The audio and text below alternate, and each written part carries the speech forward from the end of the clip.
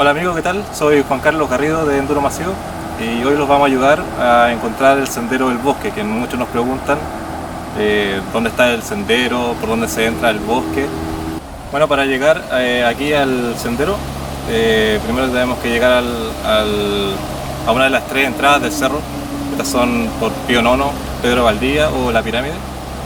La que más se ocupa o la que más se conoce es la de Pedro Valdivia. Luego se llega al kiosco de H y de ahí pueden seguir hasta la Plaza Antileno.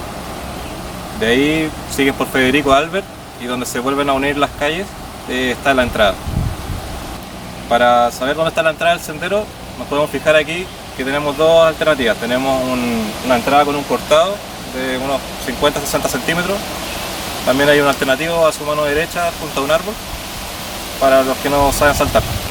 Este es un sendero de nivel intermedio.